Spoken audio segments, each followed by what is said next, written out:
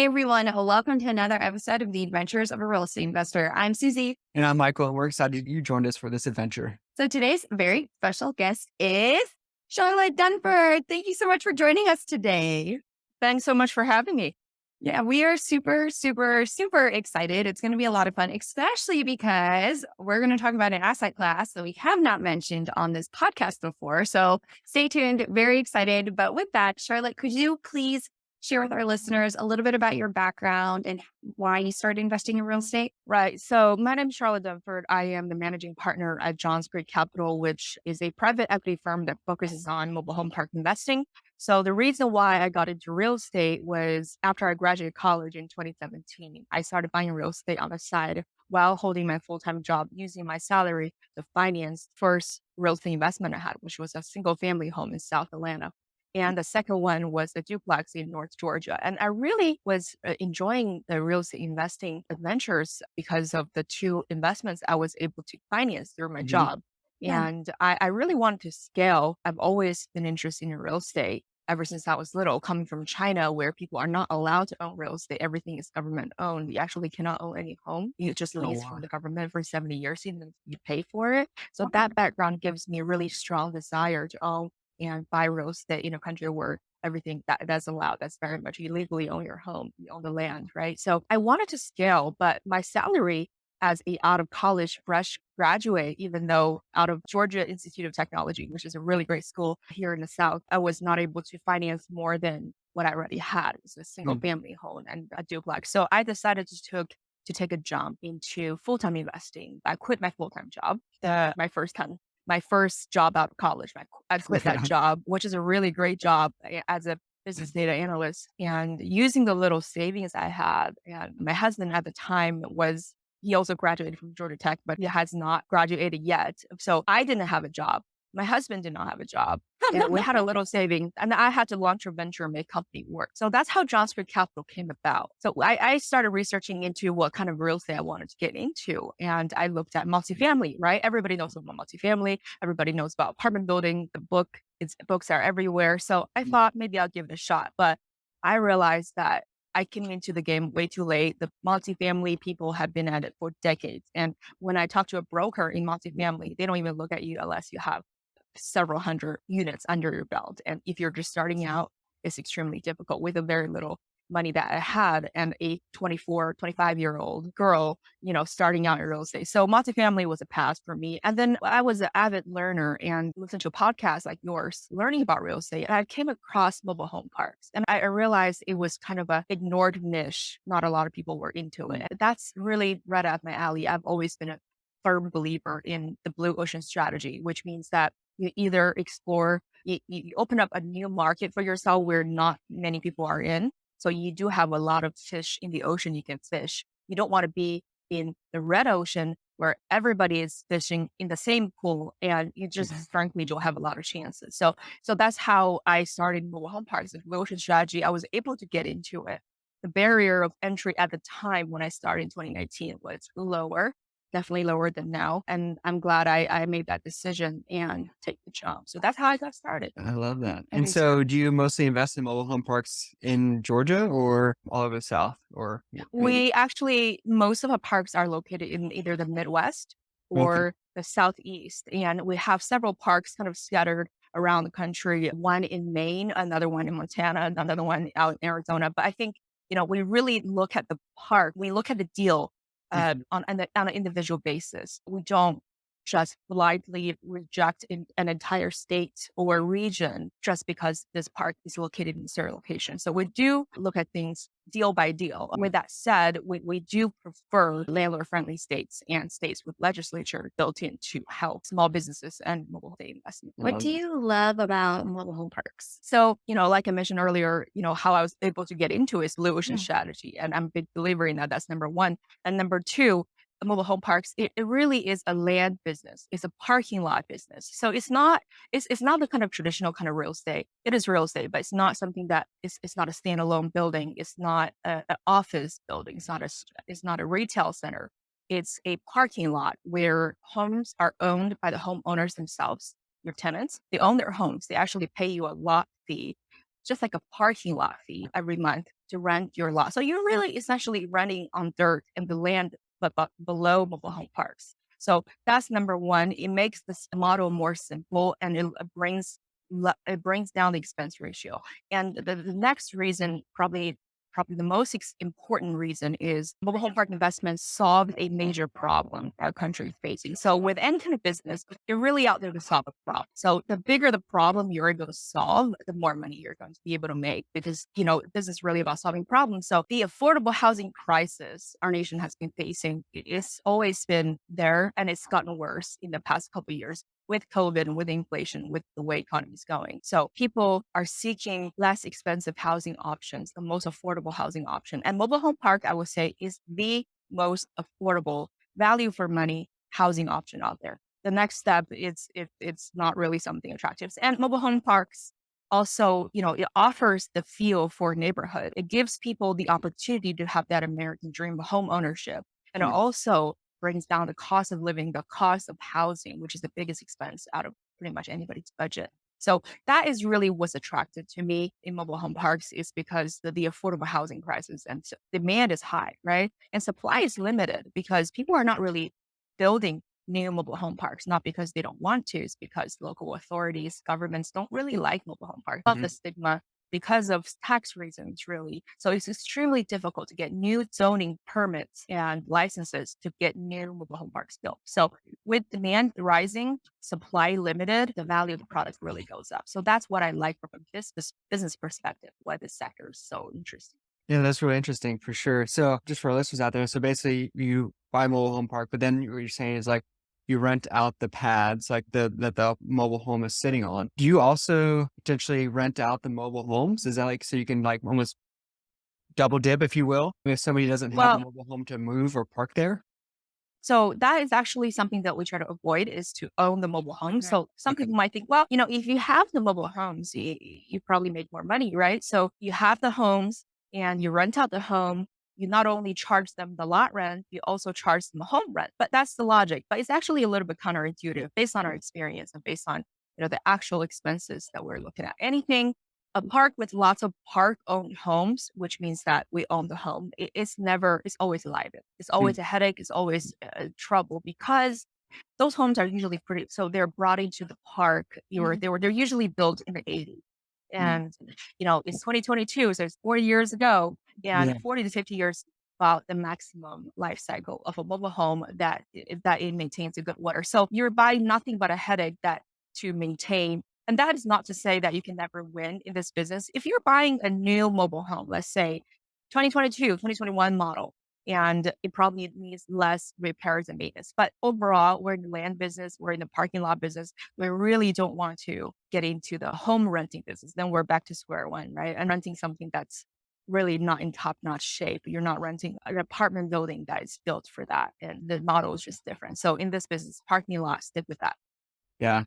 Is there quick follow-up to that and I'll let you get in here? Sorry. I'm assuming because if you rent it out to them, you always have you also have to maintain it, right? So it's more of a headache for you to do the maintenance and things like that. Well, if Yeah, you're of renting course. out just the lot, then whoever put their mobile home on that lot, they are responsible for the maintenance of their own home, right? Right.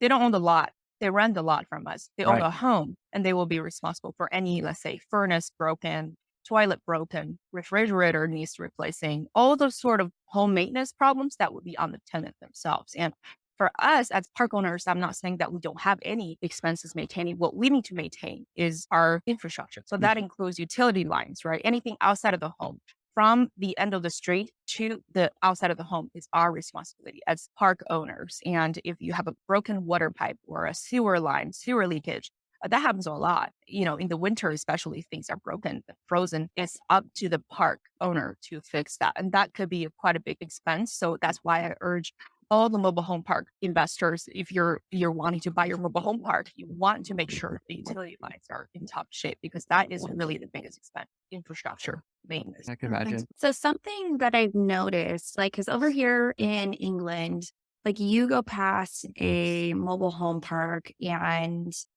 they're actually being rented out like Airbnbs. Like people will stay in them. They can become holiday homes. There is not really a differentiation between like a mobile home and like a flat. But in the US, as you mentioned before, like there is a big connotation where like communities aren't getting more zoning for them. People, if they have an opportunity, communities will actually try to push mobile home parks out. So, like, what are you doing, I guess, for your mobile home parks in terms of like advocating or like creating something more than just a plot of land so that they don't ever potentially get pushed out and they are seen as one in the community rather than like an eyesore where you drive past and you just see weeds overgrown?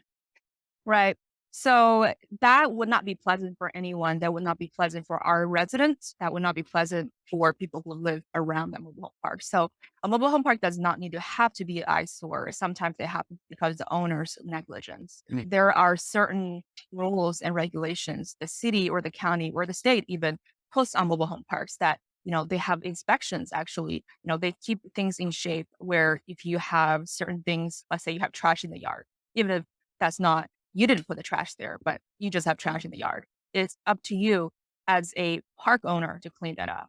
So you do have to maintain those standards. You do have to make sure your homes have skirting. If you're not, sticking by those rules, before you know it, the city official will be knocking on your door and trying to shut your park down. And if you don't address those violations, and there will be fines, and that's not a good situation. And yards and like you said, the grass growing, that's all part of the maintenance. And as mobile home park owners, all of our tenants must mow their own yard, right? Because they're renting the lot, they mow their own yard.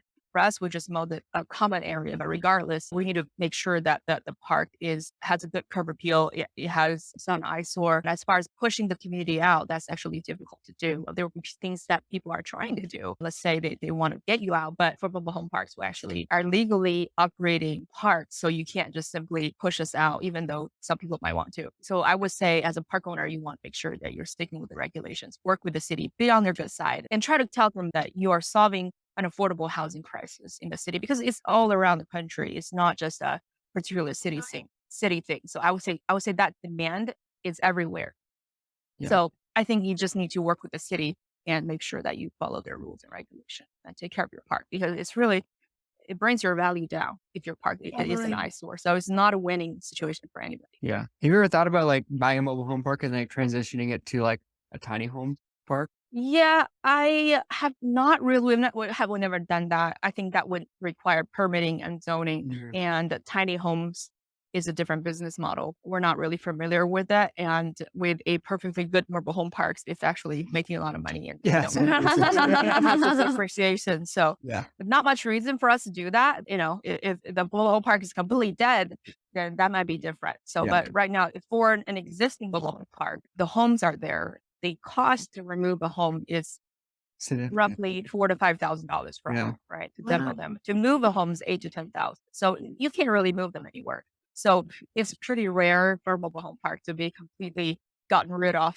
unless it's a bigger project that you got bigger funding with, and that's a different story. So for us, we don't really do that yet. And maybe an opportunity at some point in the future. Yeah, absolutely. I was just curious. So one thing that's big for Susie and I, like because we obviously invest in apartment complexes, like we invest in a certain area or like one state specifically because we love our property management company there so much. And I know property management for mobile home parks is a little bit different.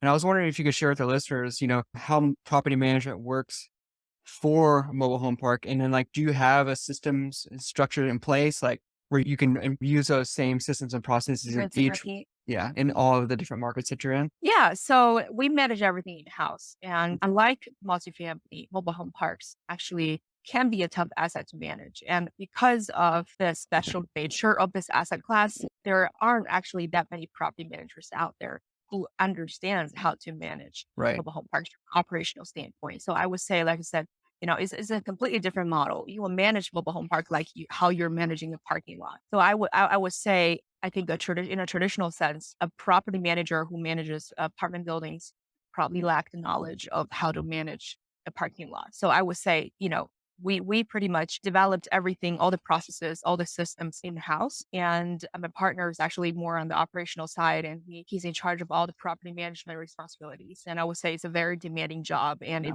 very, very much requires specialized knowledge. Do you have somebody like on site who like who's been there a long time, maybe is a, a homeowner who Mhm. you like We list always, you. yeah, Yeah. we always have someone who is kind of our point of contact at the park, Okay. or kind of a watch person, eyes and ears of the park. That's important. That's usually a resident of the park who's responsible, who's responsive, and who takes care of their home and keep an eye on the park. And we have also a local team that we assemble upon acquisition or even during due diligence. They, consist of contractors, electricians, and plumbers, and people who can react to our repairs and maintenance requests. And we also work with local city officials to kind of all help, work together to keep the park running smoothly. And as far as, some people give the residents in the mobile home park free lot rent. So you don't have to pay rent. You just be a manager. That's not an approach we'll ever take. We don't believe that that is a good business approach. If there are hours that this particular person worked for on our task, would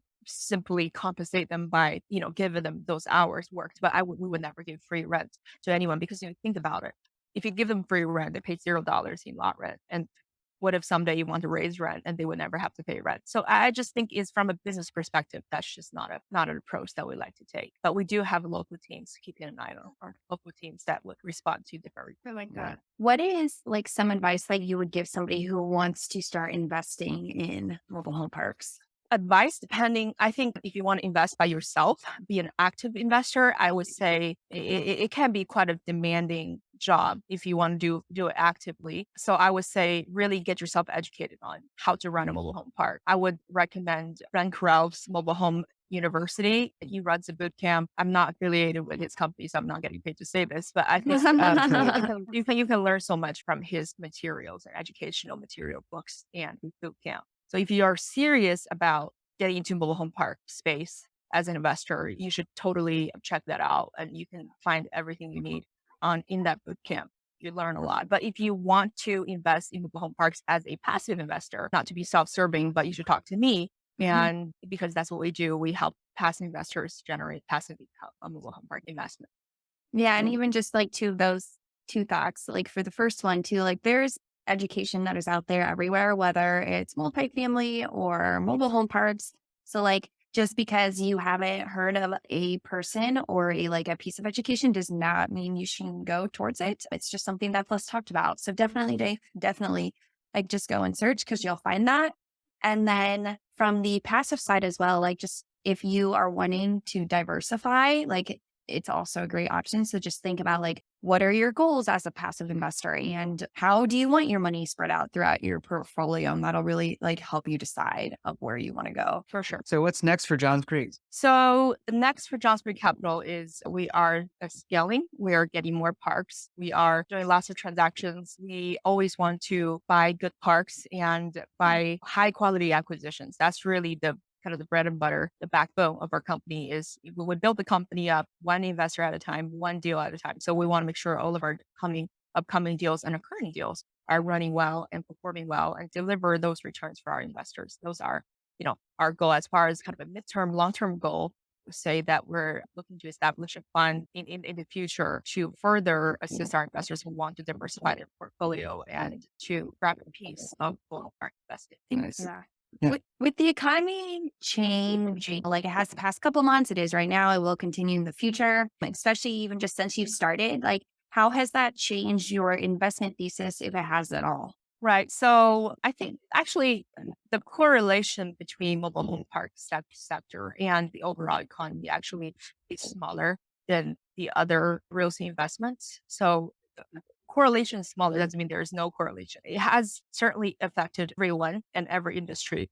For mobile home parks, I think going forwards, obviously with the economy going the way it is, it could be a risk for some tenants to pay their rent on time. Yeah, but we have countered that throughout COVID, really, throughout the eviction moratorium, throughout COVID, when people could not pay their rent, is that we try to be advocates for our tenants and help them apply for rental assistance, which directly with the state authorities and state authorities directly pay the park as well. So it's another way to drive and keep your revenue and also help the tenants without having to evict people. But I think the important thing to remember here is you want to make sure you have enough reserves in your account to survive all the economic hardships or any recession, some argue that we're already in one, you want to make sure that you have enough money to keep your park running. And at the same time, work with the tenants, focus on your revenue, focus on your top line, and you'll be fine. Absolutely. Thank you That's for cool. that. Thank you. Well, it's been a pleasure so far. Now we're going to move into our Adventurers 4. These are 4 exploratory questions we ask all of our guests. So if you're ready, Charlotte, we will begin. Let's do it. Okay, so the first question we have for you is, where is one place you wish you traveled to and why? Oh, good question. Jeez. What is one place I wish I had traveled to? I would say, I think maybe Jerusalem, Israel. Before I love traveling. I've traveled to Eastern Europe and Western Europe and Asia, where I came from, and all over the United States. But I think that's one place I have not been to, the Middle East. And Jerusalem is just such an old city and has so much culture and so many different types of cultures there. So I would love to go there. That's cool. I like that. So the second question is, what is something on your bucket list and how are you leveraging real estate investing to achieve it? I love that. Those are good questions. I think something on my bucket list, I'm so boring. I love achieving business goals, right? So leveraging business, real estate investing to achieve more business goals, more grand business goals. So that's what it is. And as far as personal bucket list, I think I kind of completed one last year. I went skydiving. So that's off the list now. So, but Nice. as far as, ultimate goal is really to grow the business stronger and bigger. I like Love it. that. So the third question we have for you is, what is one piece of advice for someone who wants to start passively investing in real estate? I know we kind of touched this earlier, but Well, talk to me. there you go. Passively, right? If you want to do Yeah. passively, you should talk to syndicators, and you definitely want to vet them and talk to me. If you're interested in mobile home parks, so I'll say if you want to be passive, then there are people that you can choose from. But if you want to be active, that's a different story. But if you're passive, I'm going to be self-serving here, so you can just talk to me.